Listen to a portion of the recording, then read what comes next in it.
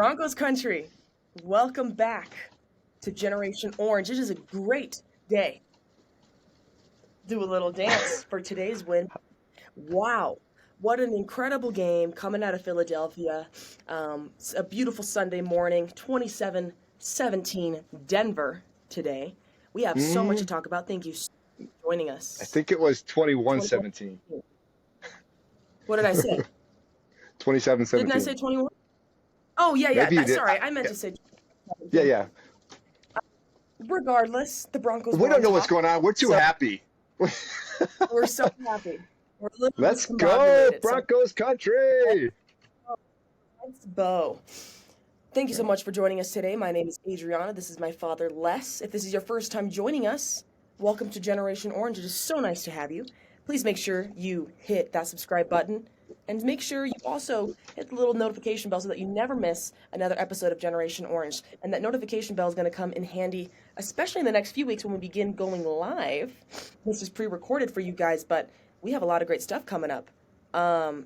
Please make sure you like and subscribe, just like I said, before we get on with the show. We have a lot to talk about today. A lot of good stuff, of course, and a few bad, Always, we like to be impartial here. We're Broncos fans, and what that means is we want what's best for the team, and we always can talk about the good and the bad.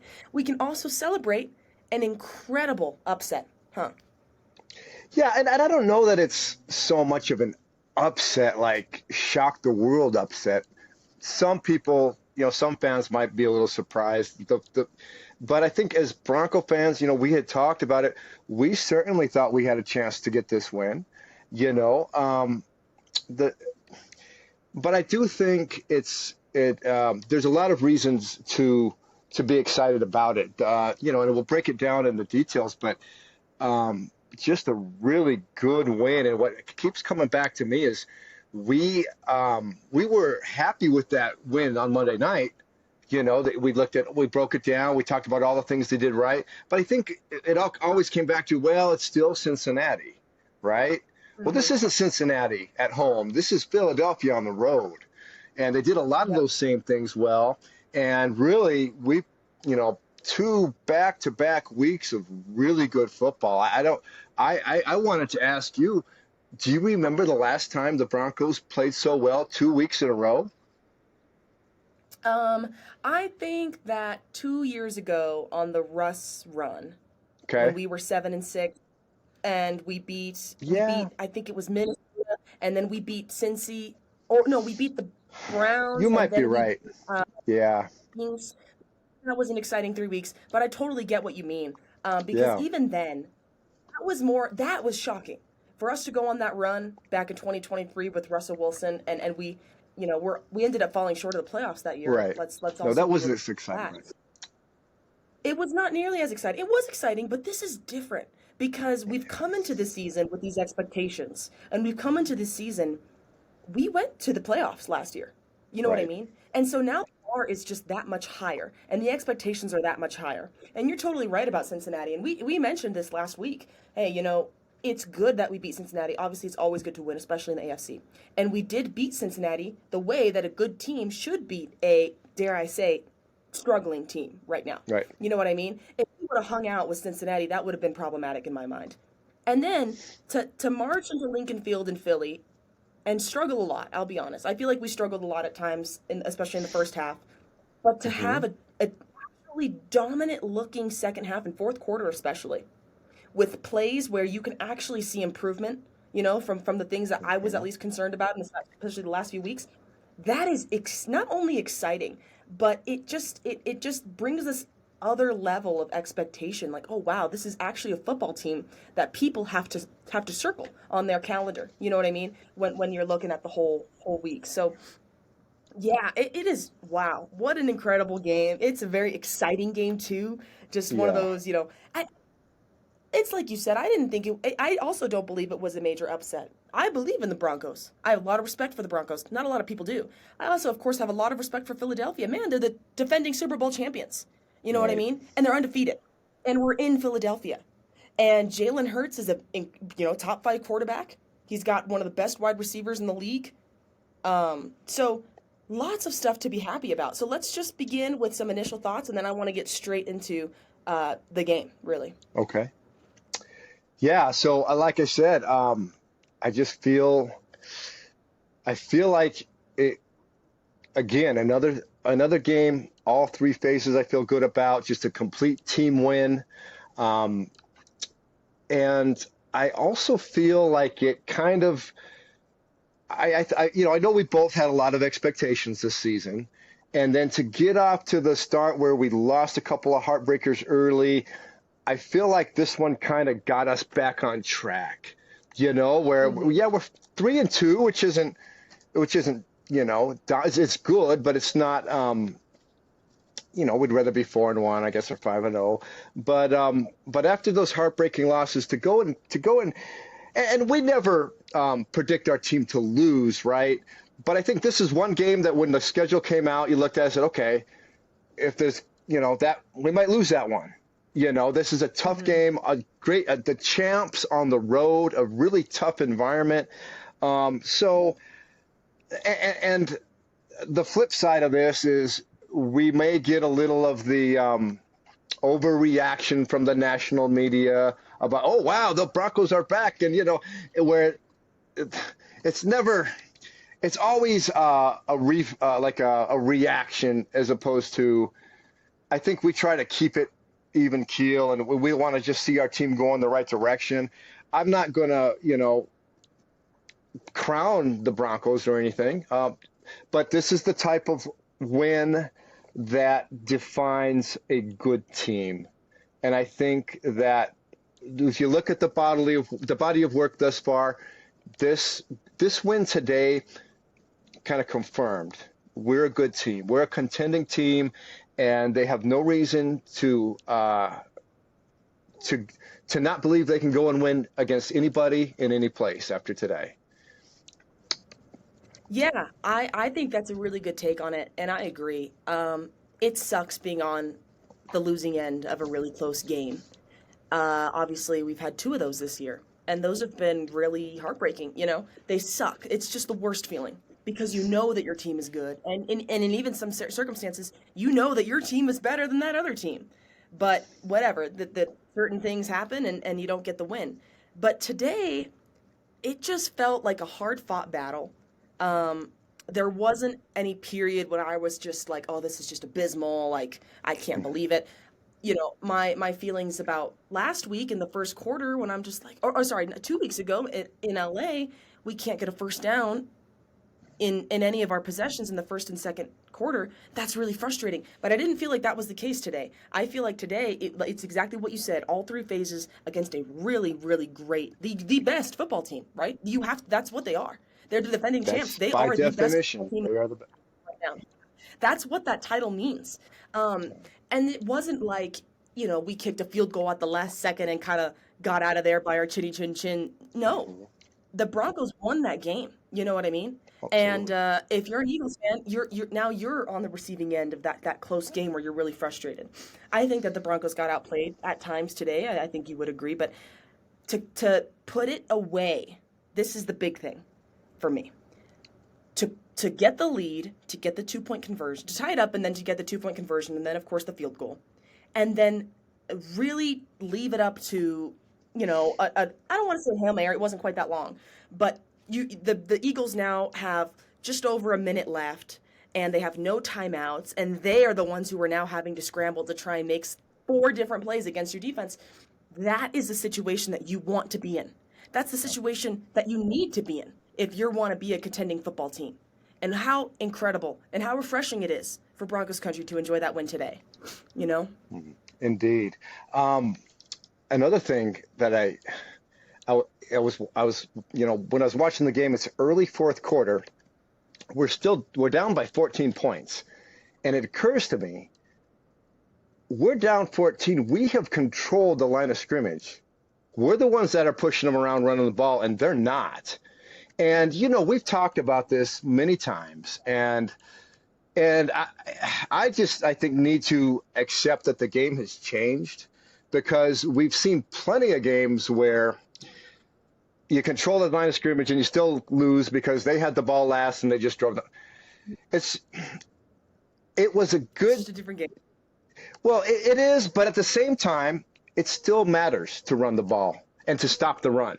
And we saw that this game because we saw, and we haven't really talked about the play calling. I thought the play calling was good. We ran the ball early on, multiple times in the early possessions, and we didn't have a lot of success in the first half offensively, right? We only had 3 points. But they stuck with it. They stayed physical, and in that fourth quarter, we were able to run the ball and then to run, pass off of that, set up the man coverages, play action, and our offense was humming all of a sudden. And I would say, I was also thinking around the third, fourth quarter, man, and we give Philly their credit, but I was like, man, Fangio's been out coaching Sean. And their OC's been doing a good job against, I just kind of thought they were winning those matchups. But here's the thing. You have to play 60 minutes. And when you had a team that establishes the run and one that doesn't, these kind of comebacks can happen. And not to take anything away from Bo or Cortland or, the players that made the plays. But, in that fourth quarter, but I think it was an example of, staying true to the physical part of the game. And again, J.K. Dobbins, he's a Bronco hero, I think, right now, right? Extend that man. What's that? Extend that man is what the people are saying. Extend him. Extend Dobbins. Indeed. You're totally right. And we talked about this, I think, a little bit last week. And I know you and I have had discussions about it even just throughout the week coming into this matchup, that this was a game that we knew was going to be determined at the line of scrimmage. And even just looking at the statistics, it's so important to get that rushing game going. And I'm so happy that we stuck with it because I think in the past, we've abandoned it a little bit too quickly. Okay, the run's not working out. We're just going to, pivot. And try and do these screen passes or try and do whatever, these designed RPOs or whatever it is, it doesn't matter. But you have to stick with the run. You have to. And the thing is you mentioned the 60 minutes. That last drive that we had for the field goal took 4 minutes and 46 seconds. That is exactly what you need to be doing. That is exactly what you need to be doing. On the flip side of that, you kind of see where that doesn't work out, I think, at the end of the first half. When the Broncos' drive basically went 3 and out, it was super short. Mm-hmm. And you actually give Philly the ball back with over a minute left. Yeah. And I don't think they scored there, but it's still like that's the difference maker. It's not just about scoring points. And I agree. I think many times the Eagles totally outcoached us, outplayed us. I think Riley Moss got beat a lot. PS2 got beat a few times and drew a few penalties, which is unlike him. So when you're able to control the line of scrimmage and control the clock, and, of course, the 2-point conversion I think was huge, and I'd love to hear your thoughts on that, of course. That's huge. It's about taking control more than anything.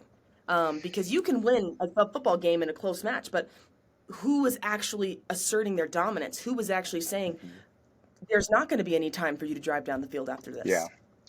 You want to drive down the field? Look, with our secondary, you know what I mean? And our line of and the D-line, which was dominant today. They were. Yeah, so a couple things, if I can remember. I agree with you pretty much on everything that you said, and it is so annoying to see teams attacking our corners the way they have been. But at the same time, that's the defense that VJ rolls with our pass rush, and we're going to also see interceptions coming our way too, okay?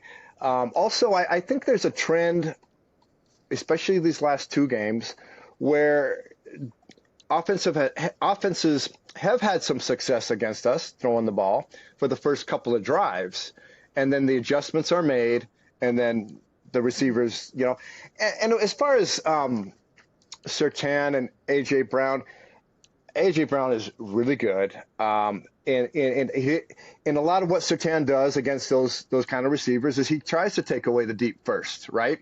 And then so they get those 10 yards, those 5-yard those shorter stuff easier. And then you saw Riley, he gets toasted on a play when it's 3rd and 17. He climbs up and presses him. I didn't understand that, and hopefully there's a discussion about that when they watch the film tomorrow, because there's no need for that. I'm not, just from watching the TV, I'm like, well, give them a cushion, So, but I think by and large, I still trust our corners, and I think that's maybe kind of the way they're looking at the Broncos now is, okay, maybe there's a lot of safety helping that, working toward the middle, because our linebackers are not the best cover guys. Okay. So, I mean, you saw what happened to poor Singleton when he was matched up against Barkley. Yeah. So maybe if and when we get Greenlaw in there, we won't need we get a little more help on the perimeter on the outside from our safeties. But nevertheless, like I say, if they keep attacking Cortland and even Riley, I do think they're going to start, picking the ball off too. So we'll see how it goes. But yeah, God, I had another point too. Just a good victory when you mentioned that drive at the end of the game. I couldn't help but think about the Charger game when we get the ball and we're tied and we just go 3 and out, and I don't want to relive the plays, the calls, whatever, but this 3rd and 6, he hits Court and about a 15-yard, just throws it up where only Court can get it. He gets it. First down, move the chains, grind the clock, right? He hits Court again on that drive. So you just saw more of, as you mentioned, more of a killer instinct. Put your foot on their neck, right? Let's win this game. You don't just win with one play. You have to win with a lot of different plays. And, I thought even though our offense did struggle, there were some 3 and outs in the first half, when they needed to make the plays, they made them. And, as far as, and just to respond to the 2-point conversion, what a bold call, Yeah. So I'm going to say one thing about the corners, and then I think we're going to spend a few minutes on this 4th down conversion. And okay. When it comes to the corners, agree with you. PS2 is always good in my book. I don't think he's ever not going to be good in my book. Riley Moss, obviously still good in my book as well. Here's another thing that I don't think people always account for.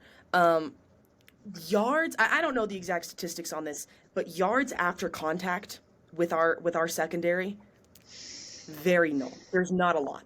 I'm not gonna say that Riley Moss doesn't get beat. He does get beat, and unfortunately, I think when he gets beat, especially by a step or two, he tends to hold, or he tends to draw the DPI flag.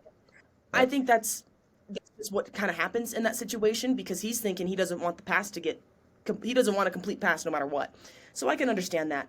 But they're always the Broncos secondary is so dominant in that you might be able to make that play, you might be able to make that catch even for a substantial gain, but you're not necessarily going to be able to beat out the secondary afterwards, because Riley Moss is always there, PS2 is always there. They're really great tacklers, and then of course Hufanga, I think, has been doing a really great job of watching his keys, of reading his keys, and coming in and keeping everything in front of him. So you haven't really, I don't think I can name a play in these first 5 weeks where not only is it a huge play that's wide open, but there's also like X amount of yards after contact. That's just not something that really happens. And man, those kinds of explosive plays are what turn the tide of football games. So I'm not hitting the panic button on the secondary. We'd love to hear from you. Any of you guys have differing opinions, if you think we're full of crap, let us know. The Riley Moss conversation especially is heating up, I think, the last few weeks. So yeah. It'll keep going. So let's talk about that 4th down call. Obviously it worked out. 2-point as call. It was happening. Yes, 4th down is what I meant, the 2-point conversion. As it was happening, were you surprised? Were you like, oh, I don't like this, or what was your initial reaction? I was thinking that he might consider it, because of, as they're driving, I'm thinking, well, do we go for 2 here? Well, there's still a lot of time. But then knowing Sean, and it's on a side note, it's kind of funny because we were talking about this game earlier, and we said, well, I think it could be 17-20. But who's going to get to 20? you know. Right, yeah. It's 17-20. And we nailed the score, kind of. We forgot how much of a sicko our coach is. Um, but I liked it, and I didn't. To be honest, I didn't have an opinion. Like when they line up to go for it, I wasn't upset. I didn't think that was wrong. Again, I want to see how open is the play, right? And it was wide open. Great route by Troy to just kind of get that separation. Perfect pass by Bo, and by the way, they I had think two. I don't think Franklin had a lot of numbers, but they were two or three they can really make important catches. Yes, exactly. and so yeah, I like the call because you're on the road, you're trying to win the game, obviously. And if you don't get that, you're only down by 1 point, and there's plenty of time to stop them and kick a field goal, which is what you have to do. If you go for the extra point, then you're just basically playing for winning with a field goal or protecting overtime, right? So yeah, I don't. And maybe there are some people that would criticize that. I'm not one of them. I thought it was a good aggressive call. It was a great play. It was a great execution. And when the Broncos hit the field goal late in that game, it was a big deal that the Eagles needed to drive the whole way and get a touchdown to win. I Yep. mean, getting a touchdown against Denver's defense is not easy, especially when you can go against Riley Moss all you want, or PS2 when it's 1st and 10 and it's first quarter. But when it's 52 seconds left and you need a Yeah. touchdown, you're one-dimensional. Good luck. Good luck going against those guys with our pass rush and the other guys that are back, the different luxuries that Joseph has on his coverages because he knows you're passing. Okay. So yeah, I like the 2-point conversion. Let's just say I loved everything the Broncos did in the fourth quarter. Yeah. I would put The it fourth that way. quarter, I agree. I think the fourth quarter was the Broncos football that Broncos country knew was there. We knew we were capable of. We were just kind of waiting for all of the pieces to fall into place. And I don't think that all the pieces were in place all 4 quarters, I'll be honest. But the fourth quarter is exactly what we needed. And hey, and then what happens? Well, we came out on top. You know, I agree. I will say when they went for it, there was a little part of me that was a little bit nervous. But the first thing that I thought about was last year in Cincinnati when we didn't go for two and we let it go into overtime with Joe Burrow, Yeah. and you see how that worked out. So I Right. think there's also something said about as a play caller, as a head coach, you gotta have trust in your guys. You gotta have trust in Bo, and Bo, I think 100% of the time is gonna want to go for two there. And he did last year in Cincinnati. He wanted to go for two and put the game away. You Yeah. gotta give your guys that confidence. They have to know that you trust in them as well. And they clearly, had that play ready, which I also like. That wasn't a Yes. play that we saw otherwise, and it was very perfectly designed. It looked like Troy Franklin was like the very first read, so everything was Oh yeah. executed exactly how it was supposed to. It's like you said, it puts Philly in a spot where if when they are going to drive, they're going to be way more likely to kick a field goal earlier than they might have otherwise. Um, so I like the call, and I like obviously how everything played out, and I think I would have still been saying I like the call even if it didn't go our way, but it did, So Yeah. there it is. That always helps. So you were gonna say Yeah. Yeah, and I think okay, I'm going to agree with you. You do want to have trust in your players, and they did trust the offense to make the play. But I do think there are times when you can trust your defense too. Say, hey, mhm, we can get the stop. That's why we're going to kick it here. It's just it's the discretion of if and when. And I think mhm. this was a time. And again, it also matters how well and we've talked about this before as far as going for two. How well are you controlling the line of scrimmage? We were controlling the Mhm. line of scrimmage. We were running the ball well. And So now you got your whole playbook open for 2 points. exactly. In that Cincinnati Mhm. game, we couldn't run the ball. So there's there Right. are other things that go into it. But um, yeah, great. You know,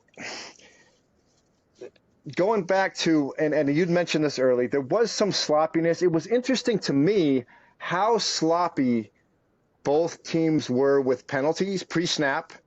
And again, the Broncos had their obligatory burn timeout because they were going to get a delay a game, and then they end up getting a delay a game.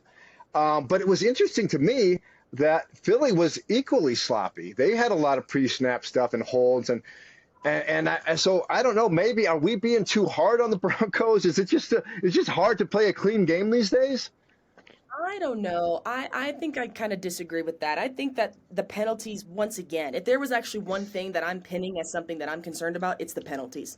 And that's just because I know the Eagles had their holding, they had a little PI, those kinds of stuff that I think are kind of action-based penalties. But the Broncos, we're talking about illegal formation, false Yeah, start. And two different times where we had to burn I a know. timeout. One in the No, first half, and then another with 9 minutes left in the third. I mean, and then not throwing it to the line is that whatever. That entire series kind of had me a little bit annoyed in the third quarter. I think the there are some fundamental football problems that I can see with the Broncos, and I'll be honest, one or two of them are from Bo.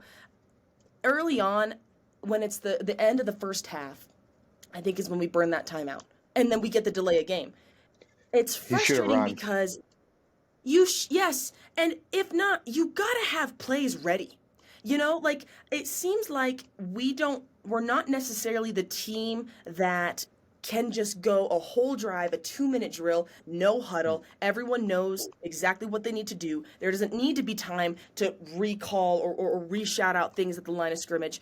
And it's kind of frustrating when you see, I mean, we burned 2 timeouts today. And that's happened basically every week, I believe, maybe other Almost every than week, I think. Yeah. you just can't have that. And obviously today it went our way. So, but in the situation where let's say we don't convert the 2-point pointer, now all of a sudden it's gonna be that kind of game where whoever has possession of the ball last is gonna end up with the win if they're able to get it downfield. Those those kinds of or those timeouts become pivotal. And you don't want to have you always want to have all three timeouts. Hello, you don't need me to tell Oh you that. yeah. And you definitely be burning them on you don't know you're not ready for the play call or you're about to take a delay a game otherwise. Yeah, yeah. That's frustrating It's to me. week in and week out. It is getting old. No, I just thought it was interesting that to see another team going through the same thing and they're the champs, you know. But yeah, it is. It is. And I don't. You have to believe that this is something they can improve on. And some players are more disciplined than others. But I just feel this is a coaching thing. We have, one of the best coaching staffs in all of football. Yeah, I would really hope to see some improvement there and some improvement with getting the plays in. And as far as the penalties go, it was interesting. There was a few. I thought, and you referred to I think, were you talking about in the third quarter? Was that when they had the intentional grounding, but then they didn't call it? Well, they ended up calling it. I think Bo had two penalties for intentional grounding, and that was the other thing that I had to say about Bo. He's got to be better with that. You have to know the rules there. You got to know that you have to throw past the line of scrimmage. On two separate occasions that I know on the second one, I think in the third quarter that you're referencing, there was somebody he said was in the vicinity, I suppose, Hmm. and I know he was under a lot of pressure. But in my opinion, if you either have to take the sack or you got to throw it away, and you got to throw it away the right way. Well, You can't here's the have two of thing. those. Well, okay, but in his defense, there are times where he may not even know if there's a guy in the vicinity, but he's just throwing it out there just in case. And as long as it's not a pick, because maybe he gets lucky and there is a guy there, or maybe, if you take that sack, then you're taking the sack. But if you throw Mhm. it away and kind of gamble, maybe, it's like I say, as long as you're not throwing it into harm's way, I don't I don't think that's a really highly point of emphasis to criticize on Bo, but it's certainly something he can work on. He does tend to and I think he's gotten better, but he does have a tendency to drop back a little bit too far in the pocket and try to extend the play and then moving backwards while he does it. But the biggest mistake Bo made, and Tony Romo mentioned it, I think 27 times, but I will agree with them. Late in the second quarter, they're driving and they're around midfield. He looked like he had plenty of room to run to at least get the first down. He chucks it to Mims and it draws the flag, but they pick the flag up. And this is on 3rd and long, so it kills the drive. But I think he could have easily run for the first. And I thought that was a situational football mistake. You just got to take that first if it's there, you know. And as a quarterback, you want to throw first, right? You want to try to extend the play and then throw it downfield. But when it's 3rd down and you can get it with your legs, just take it, you know, unless they're just absolutely wide open. Yeah, I think I agree with you. When it comes to Bo Nix, it seems like he has the most success when he plants his feet and he actually looks through all his reads and he gets the ball off and the play goes as designed. And I think sometimes, we talked about this last week, he can sometimes over anticipate how quickly the pocket is going to collapse and roll out, especially to his right, a little bit quicker than he needs to. And then all of a sudden you're trying to make a play in motion that you didn't necessarily have to make. Today, however, I think the Eagles' D-line was actually very dominant, and there were a lot of times where the pocket was collapsing, and I was screaming, Bo, you got to get out of there, you know? So, and then you either end, you know, he got sacked and then, or the 2 intentional groundings. So I don't know if that's something he maybe overcorrected at some point, you know, trying to stay in the pocket or keep his feet, because he was not throwing in motion today, not nearly as much as we've seen him do it in weeks past. Well, I feel like Philly did a great job on certain situations, getting great pressures where he just had no chance. And I kind of was feeling a little bit frustrated because, and I loved Fangio as our defensive guy when he was the head coach of the Broncos, but it just never seemed like he got pressure often enough. His coverage was good, but we didn't seem to get the pressure I thought we should have got. And then all of a sudden, when it's like, you know, revenge day, and he's harassing our quarterback. I feel like Bo had a solid game. And it's you know, I guess this is our 10 minutes of Bo evaluation. Like I say, I thought he could have made a better decision and ran for the first down on that one play. I thought his passing overall was pretty good. And you're right, when he's in the pocket and on time and executing, you know, that's usually good. Also, he can play. I think he plays well on the run. Like once he gets a little separation to the outside, you know, rolling out, and if he has to, you know, he can throw on the run pretty well.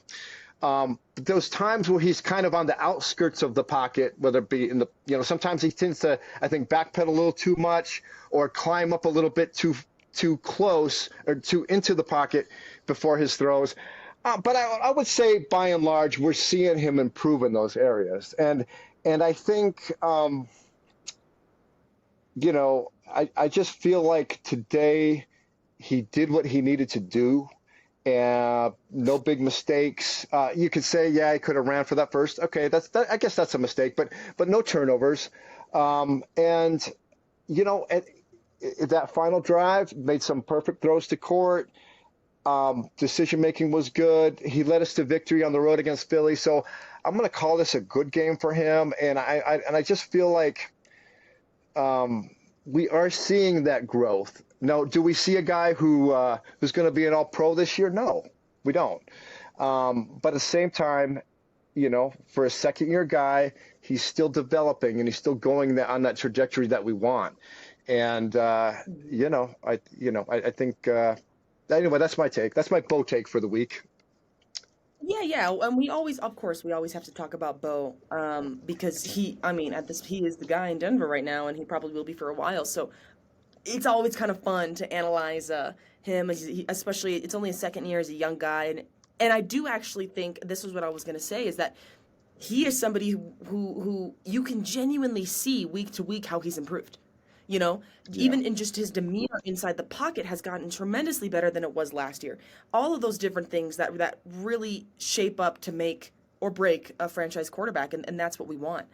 I think that Bo also gets put in situations that are less than ideal for the kind of offense that we're trying to run, and I think a lot of that comes from self-inflicted wounds. We talk about the penalties, and you know, things like false starts, illegal formation, whatever, they seem kind of mindless at first only 5 yards. Okay, but now you're talking about 1st and 15. Oh yeah. Yeah. And we're not the kind of football team yet that's able to convert third down like the Chiefs or the Chargers. You know what I mean? And so Hmm. I don't know exactly what our stats were today, but I know we were in 3rd and long a lot, and that puts Bo in a situation where now he's kind of forced to make a play, and he's a playmaker. Don't get me wrong, but not necessarily the kind of plays that they might have been prepping for all week, if that makes sense. Because a play call for 3rd and 13 is going to be a lot different than a play call for 3rd and 4 or a Of third and course. five. So Yeah. I don't even like it. It would be awesome. I think if we can just eliminate those little mistakes so that you're not putting yourself in a situation where you're missing yards that you shouldn't even have to worry about that. You need to have For those sure. yards. For So sure. Yeah. that's So they. but I go ahead. No, yeah, I'm just agreeing with you on the penalties. Yeah, and it's we were able to.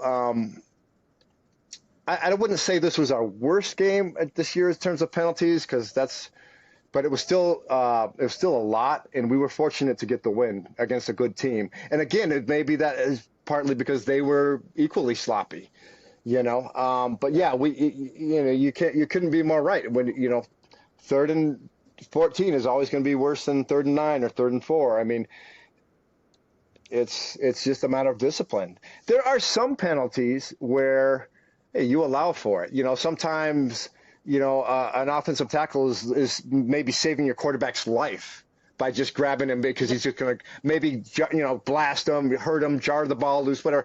Okay, you take your 10-yard holding penalty. Okay, and sometimes on the defense, things happen, Those but the pre-step stuff, yeah, it gets old. It does get old. But Bo, at the end of the day, made plays when he needed to. I also think that as we see these wide receivers develop a little bit more, I don't know if you've heard about this conversation about whether or not Cortland Sutton is a number 1 caliber wide receiver. I heard that for years. Yeah, he's been around for a long time. I think people kind of Yeah, underestimate this guy. Man, with it's Demarius fine. Thomas back in the day. So he's fine. And of course today we got to see a little bit of that Cortland Sutton that we know and Yeah. love. Sidelines and just making Eh, those catches that really only he can make. But what my point about that was, as Troy Franklin develops a little bit more, as him mhm, and Evan Ingram get the reps, mhm. those longer or shorter passes are going to come easier. But it's a two-person thing. There's times where Bo overthrows, and there's also times where Marvin Mims just got to catch that ball. Or sorry, Right, Troy of Franklin's course. just got to. Yeah, and You Corda got had a 2 hands, drop early in the game. and that's just Yeah, uncharismatic. That's out of character yeah, for yeah. them. So, Yeah. but I'm just saying, I think a lot of the negative stuff gets put onto Bo when you Hmm. kind of have to take all these other things into consideration as well. Yeah, The but penalties, that's of the job. course, and yes, exactly, that is his job. I'm just saying, considering all of those things, for him to lead us to this victory, Hmm. especially those those Yes. those long, sustained, good drives, Yeah. that is the thing that speaks the most to me about what kind of quarterback he's got and what kind of offense he's trying to run here. Oh, for sure. Yeah, like we're talking about the fourth quarter, the 2 touchdown drives were brilliant, and then the last drive that killed most of the clock and got the field goal. He was money, and that's what we want. Again, it's his job to take the criticism or the credit. Unfortunately, that's just how the game is. And we watch the game. We try to be as objective as we can, play by play and all that. But what the national media or the Twitterverse is going to do is they're just kind of go with the easy narrative, right? And which doesn't really matter. And as far as Cortland, I have heard that for years. Oh, he's not a true number 1. Look, number 1, who cares? If the Broncos are able to have success with whoever, maybe he's not a second round fantasy pick or whatever. Who cares? And number 2, yes, he is a number 1 because he's the first read. Yeah, he's our number 1. He's the Broncos' number 1. He's playing the X most of the time, although he can move around and be effective. So he's the guy that we go to on third. He leads our team in touchdowns year in and year out. So I don't think. I guess if people want to get involved in that debate, so be it. I just look at it and say, I'm grateful he's on the Broncos. He's fun to watch. He's he leads. He's a well-known leader in the locker room. You see what he does on the field. So yeah, again, I don't know what his numbers were today, but it seemed like every catch he made was important, and And trend sometimes with Cortland Sutton. He's so reliable, which is really the greatest thing about him. He's always going to catch the ball. And if he doesn't, if there's a time where Cortland Sutton is the intended receiver and he doesn't come down with the ball, I am genuinely anticipating the flag. And yeah, I'm honestly surprised if it doesn't come. Like that's just the kind of receiver he is, and that's underrated. You don't realize how important it is to have reliable wide receivers until they're not there. yeah, I mean, you look at I know the godforsaken Chiefs. They always come up, but this is a good example because even 3 years ago, when the quarter, or actually this year too, but especially a few years ago, when their wide receiver room was just abysmal, man, that mhm, sucked. That sucked for Kansas City. They were not yeah, happy. They were not thrilled. And of course, they were able to make it happen and become the first seed. But I digress. yeah. Anything else that we need to really go over from the game today? Anything that sticks out to you? Because we have a lot Nothing to that's talk about 3-2. yeah. Um, well, meantime, and I don't know that before we started the Commanders had just gone up 17-10 over the Chargers, so they Well, could hold. I'll be happy. Yeah, I'll be happy to report right now. It's 6 minutes left in the fourth, and they are up 20-10. Nice, If they very nice. pull out the win, the Broncos and the Chargers are going to be tied for number one. The Chargers are going to have the tiebreaker. Well, we can talk about the Raiders a little bit. I didn't watch a lot of their game, but Indy just stomped I on don't them. think you had to. We both no, no, that story kind of told itself. We both thought that the Raiders were going to be the most improved team in the AFC, and it turns out that was incorrect. So Yeah, I not about that one. I yeah, and the Geno thing is hard to figure. I mean, I didn't see the highlights today. I know he threw a couple picks, but throughout the course of the season, at least the last few weeks, he's just been throwing into coverage. Just why are you throwing? I mean, I'd heard from a few different sources.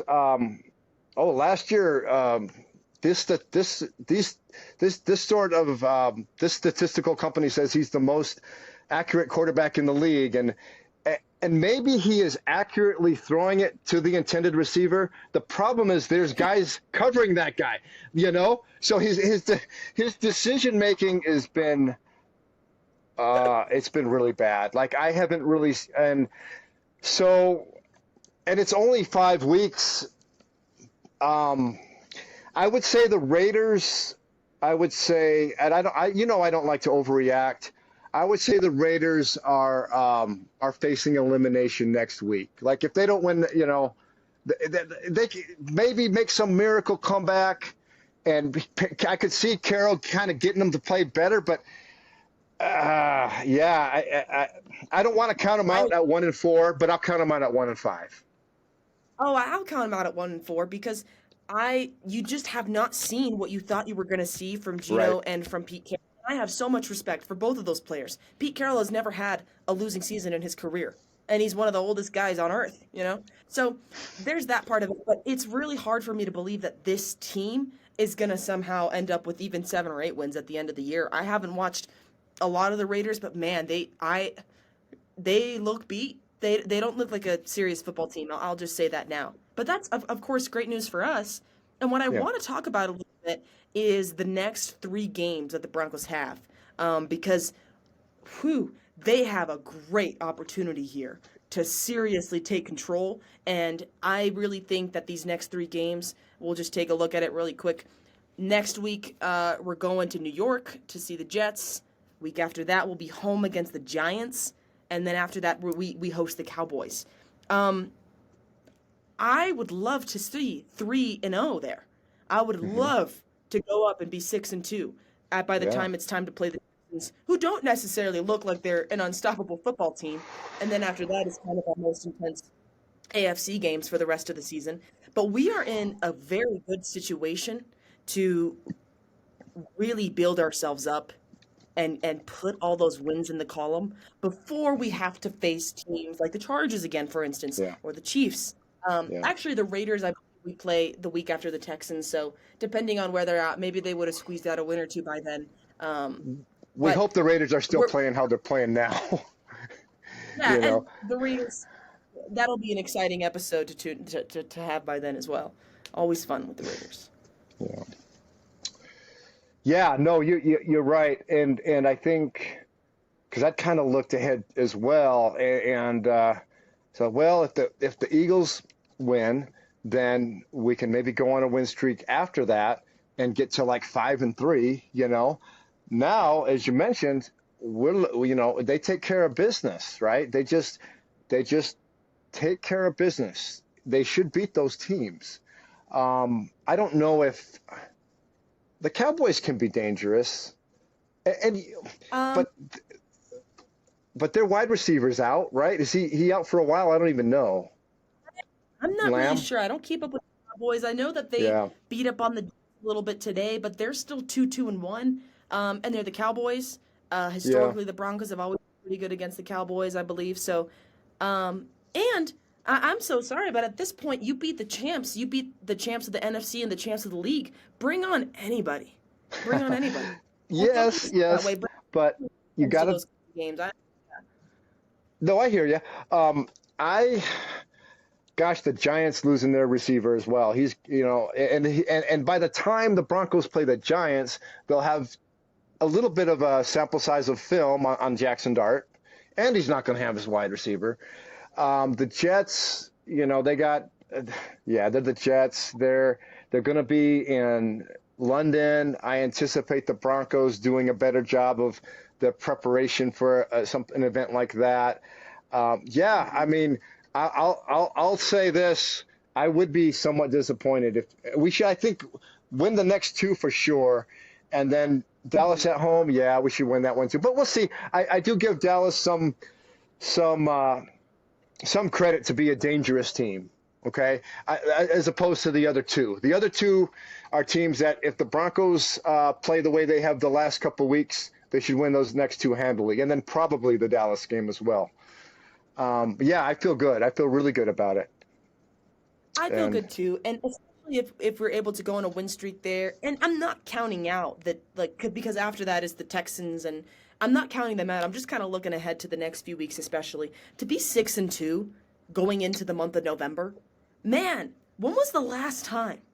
When was the last time? It's been a long time. Just not having to necessarily worry about, okay, it's week 9, and now we're thinking about the playoffs, and we have to win this one, and we have to make sure that this team loses this one. No, because when you're 6-2, you're in control of your own destiny. And I think for the first time, the Broncos are finally there. You are in the driver's seat, and look who's at the helm. So yeah, I'm just excited. I am as well. And yet, no matter what happens, I feel the next few weeks, and as great as we're feeling now, the high that we're on after this very significant, considerable victory, everything's out the window when we play KC. And I think it's week 10 or 11. We'll get them at home. And that game, that is going to be a playoff atmosphere game. No matter what both teams do prior to that. And we've been talking about this since the beginning of time, it seems. The Broncos need to dethrone the Chiefs. Period. There's no other team that can do it. We've talked about this for so long. Nobody else has been able to dethrone the Chiefs, and who knows? Maybe the Chargers will do it. But if there's going to be any team that's going to do it, Baltimore can't do it. New York can't, or Buffalo can't do it. Cincinnati hasn't been able to do it. There's no other team except for the Broncos that can do it. And also, why not it be us? I'm so when I grew up, when I was a young girl growing up, the Manning era especially, man, winning the division was the expectation. I remember the first year we didn't win the division, I was shocked. I couldn't believe it. because I just never even that wasn't a reality for me as a young Broncos fan. You know what I mean? Yeah. So I just want to get back into the position where the Chiefs are not just someone that you write in to win the AFC West. That I think I can confidently say now with the Broncos and with the Chargers, their performance that era is over. The Chiefs right now are 2-2, and they play tomorrow. I Yeah, they believe play they play tomorrow. Jacksonville. They do play Jacksonville, and Jacksonville looks like at least a serviceable football team. So we'll be, and it's We'll in see. Jacksonville. It's in Florida. Yeah, We will see for sure. we'll be rooting for the And Jags. oh, absolutely. If the Chiefs can go 2-3, and we're sitting at the top of the division with the Chargers, man, this will be a real nice week. And yeah, man, maybe we've kind of covered a lot of it, but I just think it's so awesome, and we really need to just enjoy this because it's been a while since Yeah, the Broncos have had a very not only decisive upset, but like this is also something that I think shows to every football fan out there that the Broncos are a force to be reckoned with. yeah, Um, that's it. yep. When They you won't beat sneak up on the anybody Jets. anymore. Yeah. Hmm. Yeah, Broncos country, let's enjoy this one because it was a good one. There was nothing. I don't. Maybe I saw Nick Sirianni complaining about a no flag on a play. I don't even know that ball was even catchable. And you know Right. what? Flags. The Broncos got some that didn't go their way as well. A great game. It was a really good game. The Eagles did a lot of good things. The Broncos did a little bit more, a couple more good things, and they earned the win. So let's enjoy this one. Let's enjoy this week. And, I feel like I'm feeling pretty good after week 5. Yeah, Broncos country, we would love to hear your thoughts. Please let us know in the comments how you're feeling after this fine Sunday morning. Did it shock you? How are you feeling? What are you thinking about the next few weeks, especially? We want to know. We would love to hear from you guys. It really makes our day reading your guys' comments and your input. And yeah, so if you have anything to say, please let us know in the comments below. Once Definitely. again, please do not forget to like and subscribe. Dad, am I missing anything, or should we wrap up here? I think we're in good shape, kiddo. Yeah, all Always a right, let's do pleasure. it.